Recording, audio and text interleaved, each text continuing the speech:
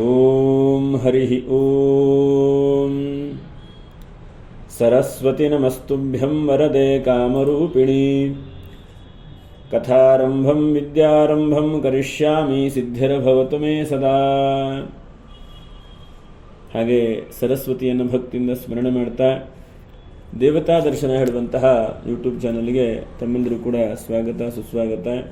ಆತ್ಮೀಯರೇ, ಈ ದಿವಸ ವಿಶೇಷವಾಗಿ ನಾವು ಮಕ್ಕಳಿಗೆ ವಿದ್ಯಾಭ್ಯಾಸ ಅಥವಾ ನಮ್ಮ ಕೆಲಸ ಕಾರ್ಯದಲ್ಲಿ ತೊಂದರೆ ಅಥವಾ ಮನುಷ್ಯನಿಗೆ ಬೇಕಾದಂತಹ ಶ್ರದ್ಧಾ ಮೇಧ ಧೀಹಿ ಪ್ರಜ್ಞಾ ಎಂಬುದಾಗಿ ಕರೀತಾರೆ.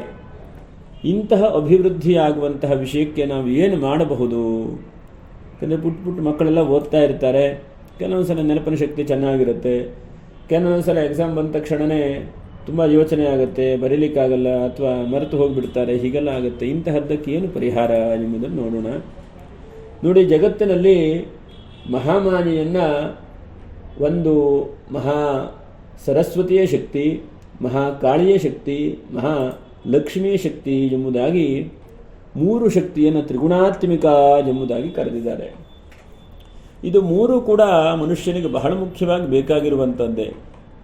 ಮನುಷ್ಯನಿಗೆ ಮಹಾಕಾಳಿಯ ಶಕ್ತಿಯ ಸ್ವರೂಪದಿಂದ ಜಗತ್ತಿನಲ್ಲಿರುವಂತಹ ಎಲ್ಲ ಕೆಟ್ಟ ಶಕ್ತಿಗಳು ಕೂಡ ದೂರವಾಗಬೇಕು, ನಾಶವಾಗಬೇಕು.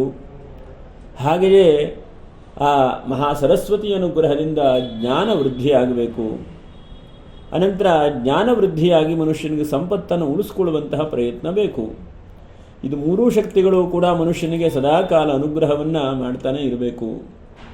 ನೋಡಿ, ನಿಮ್ಮಲ್ಲಿ ಕೆಟ್ಟ ಶಕ್ತಿಗಳನ್ನು ನಾಶ ಮಾಡಲಿಕ್ಕೆ ಆಗೋದಿಲ್ಲ ಅಂತಾದರೆ, ಅಥವಾ ನಿಮ್ಮಲ್ಲಿರುವಂತಹ ಅರಷಡ್ ವೈರಿಗಳನ್ನು ಇಂದ್ರಿಯಾದಿಗಳನ್ನು ನಿಗ್ರಹ ಮಾಡಲಿಕ್ಕೆ ಆಗೋದಿಲ್ಲ ಅಂತಾದರೆ ಯಾವುದೇ ರೀತಿಯಾದಂಥ ಕೆಲಸ ಕಾರ್ಯಗಳನ್ನು ಕೂಡ ಮುನ್ನುಗ್ಗಿ ಹೋಗ್ಲಿಕ್ಕೆ ಸಾಧ್ಯ ಇಲ್ಲ. ಇಷ್ಟೆಲ್ಲ ಇದೆಯಪ್ಪ, ಸಂಪತ್ತು ಬಂದಿದೆ, ಸರಿಯಾದಂಥ ಬುದ್ಧಿ ಇಲ್ಲ ಅಂತಾದರೆ ಅದನ್ನು ಕೂಡ ಉಳಿಸ್ಕೊಳ್ಳಿಕ್ಕೆ ಆಗೋದಿಲ್ಲ. ಹಾಗೆ ಮನುಷ್ಯನಿಗೆ ನೋಡಿ, ನಾನಾ ಪ್ರಕಾರವಾಗಿ ತೊಂದರೆ ತಾಪತ್ರೆಗಳು ಬರ್ತಾ ಇರ್ತದೆ.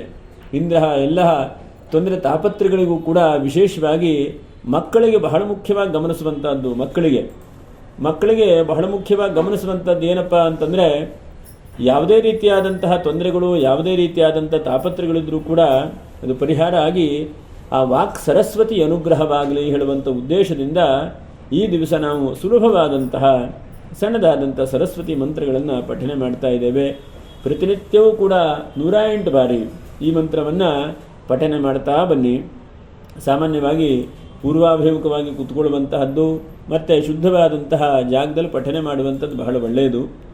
ಮಂತ್ರ ಏನಪ್ಪ ಅಂತಂದರೆ, ಸಂ ಸರಸ್ವತ್ಯೈ ನಮಃ, ಸಂ ಸರಸ್ವತ್ಯೈ ನಮಃ, ಸಂ ಸರಸ್ವತ್ಯೈ ನಮಃ, ಸಂ ಸರಸ್ವತ್ಯೈ ನಮಃ, ಸಂ ಸರಸ್ವತ್ಯೈ ನಮಃ ಹೇಳುವಂತಹ ಮಂತ್ರ.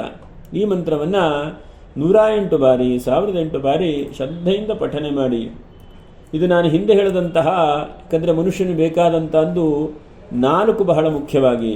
ಒಂದು ಶ್ರದ್ಧೆ. ಯಾವುದೇ ಕೆಲಸವನ್ನು ಮಾಡಬೇಕು ಅಂತಂದರೆ ಅದು ಶ್ರದ್ಧಾವಂತರಾಗಿದ್ದಾಗ ಮಾತ್ರ.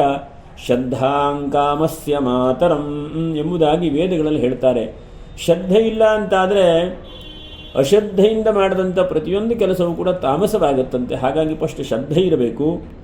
ಅನಂತರ ಮೇಧ ಅಂತಂದರೆ ನೆನಪಿನ ಶಕ್ತಿ, ಗ್ರಹಣ ಶಕ್ತಿ. ನಮ್ಮ ಮೆದುಳಿನಲ್ಲಿ ಮೆಮೊರಿ ಪವರು ಅಂತ ಹೇಳ್ತೇವಲ್ವ, ಅದು ಬಹಳಷ್ಟು ಜಾಸ್ತಿ ಆಗಬೇಕು ಅಂತಂದರೆ ಈ ಸರಸ್ವತಿ ಅನುಗ್ರಹ ಬೇಕು. ಹಾಗಾಗಿ ಆ ಮೇಧಾಶಕ್ತಿಯನ್ನು ಕೂಡ ಗ್ರಹಣ ಶಕ್ತಿಯನ್ನು ಕೂಡ ಅನುಗ್ರಹ ಮಾಡುವಂಥ ಒಂದು ಶಕ್ತಿ ಸರಸ್ವತಿಯಲ್ಲಿದೆ. ಹಾಗೆ ಧಿಹಿ ಅಂತಂದರೆ ಧಾರಣೆ ಆಗಿರಬೇಕಲ್ಲ. ಒಂದ್ಸಲ ಓದ್ತೇವೆ, ಅದೆಲ್ಲ ಮರೆತು ಹೋಗಿಬಿಡ್ತದೆ ಅಲ್ವ. ಹಾಗೆ ಆಗಬಾರ್ದು ಅಂತಂದರೆ ಸರಸ್ವತಿ ಅನುಗ್ರಹ ಇರಬೇಕು.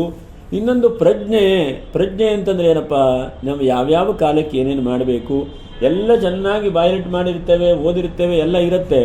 ಆದರೆ ಅದು ಸರಿಯಾದಂಥ ಸಮಯಕ್ಕೆ ಬರುವುದೇ ಇಲ್ಲ. ಯುದ್ಧ ಕಾಲೇ ಶಸ್ತ್ರಾಭ್ಯಾಸ ಎಂಬುದಾಗಿ ಹೇಳ್ತಾರೆ. ಅರ್ಥ ಏನಂತಂದರೆ, ಯುದ್ಧ ಮಾಡಬೇಕು ಅಂತಂದರೆ ಆವಾಗಷ್ಟೇ ಶಸ್ತ್ರಾಭ್ಯಾಸ ಮಾಡ್ತಾರಂತೆ, ಹಾಗಾಗಿ ಹೋಗ್ತದೆ. ಅಥವಾ ಹಿಂದೆ ಮಾಡಿದಂಥ ಓದಿರುವಂಥ ಎಲ್ಲ ವಿದ್ಯೆಯು ಕೂಡ ಮರೆತು ಹೋಗ್ತದೆ. ಹಾಗಾಗಿ ಇದೆಲ್ಲ ನಮಗೆ ಆಗಬಾರದು. ನಮಗೆ ಆ ಸರಸ್ವತಿ ಅನುಗ್ರಹ ಆಗಬೇಕು ಅಂತಂದರೆ 108 ಬಾರಿ ಈ ಮಂತ್ರಗಳನ್ನು